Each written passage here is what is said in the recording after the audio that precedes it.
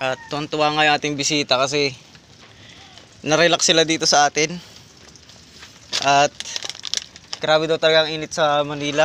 So yun guys, basta gusto nyo pumunta rito sa ating munting kubo, PM lang kayo dyan sa ating Facebook page. Po dito kahit summer ay umuulan. Dahil malapit nga po kami sa bundok Sierra Madre. Yan, what's up guys? Yan, gandang patanghali na. Alas 11 na kasi ng tanghali yan. So medyo madungis tayo. Kasi tayo po ay nagre-repair nitong ating bahay.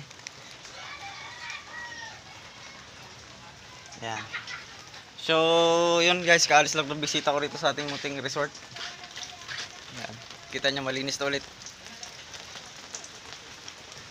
Yan. So may papakita lang ako sa inyo guys. So yan guys, so malinis na ulit yung ating resort. Yan. Wala na ulit tao. Nagbisita kasi tayo guys kanina, taga Manila. Ayan. So kape muna tayo sa ating kubo. Bali sila dumating kagabi pa. Ayan. So kaya nga lang, pag kami bisita ako guys, hindi ako gano'ng nagbibideo. Kung baga naman ay privacy rin ng ating bisita. Ayan. So ang gusto ko talaga ipakita sa inyo guys, ayan, umuulan dito sa amin. Ayan, diba doon sa previous vlog natin, sinabi ko sa inyo na umuulan dito tuwing gabi, minsan madaling araw. At ngayon naman, mismong tanghalin tapat umulan guys. Pero kanina, taas na sikat ng araw ng umaga, umulan, ayan. At tuwan-tuwa nga yung ating bisita kasi narelax sila dito sa atin. At grabe daw talaga ang init sa Manila. Grabe. Ayan. So ganyan po talaga dito sa amin guys, sa Reyna area. Kaya po ito Reyna area kasi ito pong aming lugar ay ito po yung Quezon na nakabukod sa Lucena, Quezon. Pag ganyan, Pamauban, papunta rito sa may basta yung sa gawing Quezon pa dyan. Kasi bago kami makarating po ng Lucena, dadaan pa po kami ng Laguna. Yang Pami. Yan, bali dadaanan pa po namin yan. So iwan kaya muna natin itong ating merienda. Tayo magkape sa tabing dagat. Kaya lang umuulan eh. Umambon-ambon. Di bali. May papakita lang kasi ako sa inyo eh. Yan, so diba kauulan guys, At saka actually umuulan pa rin hanggang ngayon Yan, tabang ambon-ambon lang. Ako na may kanina pang basa din ng ulan, kaya kahit ako ay pagod at ako ay nagsemento, okay lang at tayo kanina pang basa. Actually, lubog-lub na tayo sa dagat kanina pang umaga.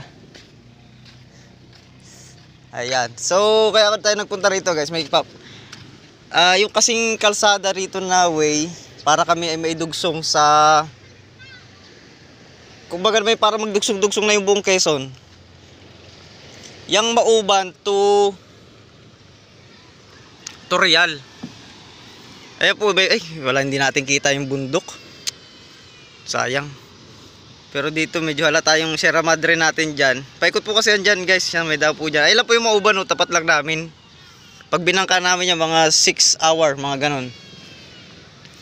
Bagamat kita yung bundok niya, pero may kalayuan po yan. So may ginagawang kalsada dyan. Mamaybay po yan. Papunta po dito sa Real. Kasi bayan lang po yung Real Yan, pumunta rito. Kaya naman kami Reyna area kasi Real, Infanta, tapos General na Carrion, Reyna area. Yan po yung tatlong bayan. Kami po yung nabubukod na sa Quezon. So dito sa amin, kaya po dito kahit summer ay umuulan. Dahil malapit nga po kami sa bundok Sierra Madre. Ayan. Ayan, tingnan nyo guys, umiinit na naman. Yan po yung panahon dito sa amin. Kaya kumbaga naman, kahit napakatindi na po ng init, so dito sa amin ay yung normal pa rin lang yung init niya. Pero talagang kailangan pa rin ng electric fan. Kasi talaga namang mainit, pero hindi na yung labis baga. Na katulad ng nararanasan ng iba nating kababayan dyan sa Manila. At maging doon sa ibang lugar, natuyo na yung kanilang pananim. Ayan. Pero guys, I think yung kalsada niyan, Mauban to Real Quezon, malapit na pong magawa yan kasi parang alam ko salubungan po yung paggagawa niyan eh. Siguro ko mga 2 to 3 years na lang siguro yan, pa sa tuloy-tuloy po. At mamisa po gagala tayo diyan banda sa may pabundok na yan, pabuntang Mauban. Gagala tayo diyan, pero hindi tayo didiretso ng Mauban. Hanggang diyan lang po tayo sa may sako pa rin ng Real. Ayan guys, uminit na. Oh. Diba? Balik na tayo sa ating kubo. Yan. Kaya kung kayo'y nainitan guys, message nyo lang ako sa ating Facebook page. At welcome kayo rito sa ating munting bahay kubo. O yan, mainit na ulit oh. Diba? Kaya lang guys,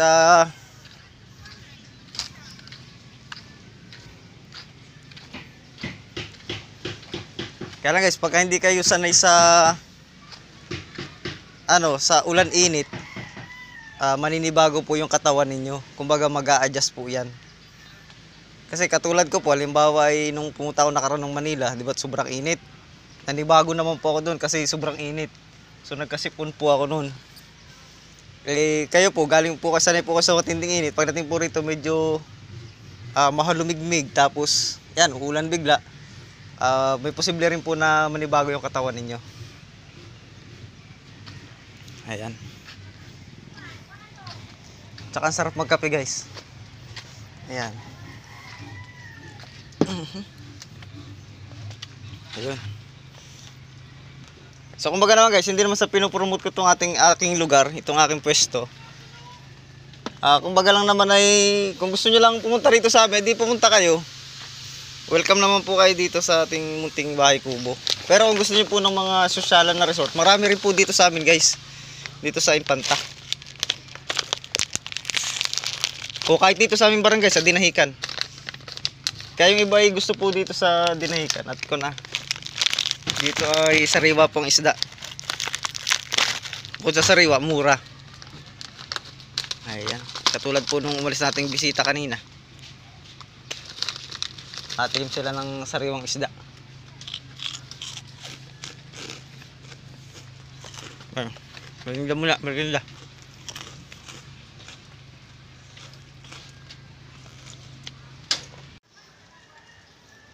So, yun guys. Yun, so sa lahat ng sumusuporta sa atin, sa ating channel. So, thank you sa inyo. At kahit paano talaga nabubuhay po yung ating channel. Kaya ako po natutuwa sa inyong lahat. Dahil nandiyan pa rin kayo. Ayan, so ang dami pa rin talaga ng subscriber na sulit na sumusuporta sa Raps TV Vlog. So, basta yun guys. Basta gusto nyo pumunta rito sa ating munting kubo.